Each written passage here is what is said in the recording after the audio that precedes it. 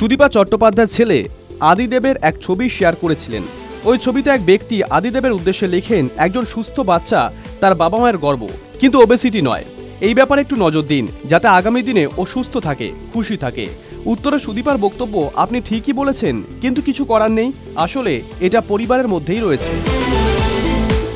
দিন কয়েক ধরে টলিউডে একটা গুঞ্জন, অভিনেত্রী সোহিনী সরকার নাকি বিয়ে করতে চলেছেন। গোটা ঘটনাটিকে কিভাবে দেখছেন প্রাক্তন প্রেমিক? TV9 বাংলাকে রণজয় বিষ্ণু বলেন, খারাপ কোনোদিনই চাইনি।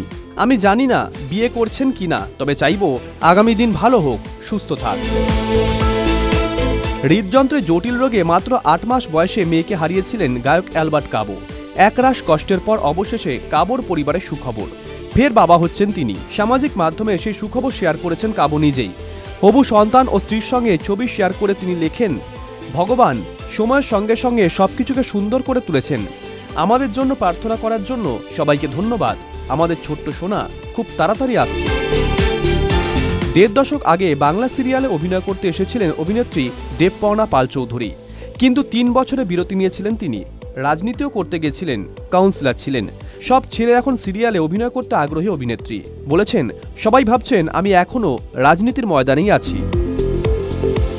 অভিনেতা পরিচালক তথাগত মুখোপাধ্যায়কে বিয়ে করার আগে দেবলীনা দত্ত আরও একজনকে বিয়ে করার কথা ছিল।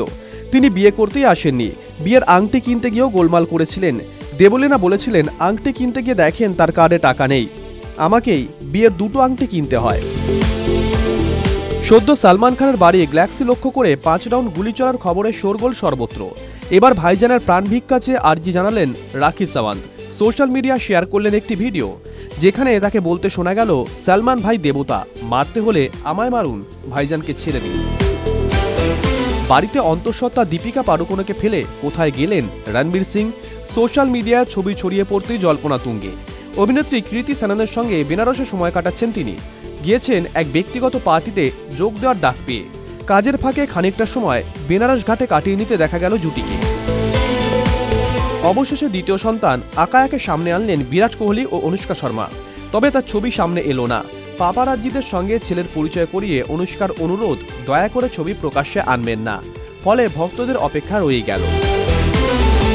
মুম্বাই এসে স্ট্রাগল করেছিলেন প্রযোজক বনি কাপুর। রাজ কাপুরের বাড়ির পরিচালকদের সার্ভিস কোয়ার্টারে ঠাঁই হয় তার প্রযোজনায় তৈরি ময়দান ছবির বিশেষ স্ক্রিনিংয়ে এসে সেই স্ট্রাগলের কথা শেয়ার করেছেন বনি। বলেছিলেন, শুরুটা আমাদের কঠিন ছিল, এইভাবেই আমার ভাই অনিল কাপুর এবং আমি স্ট্রাগল করেছিলাম।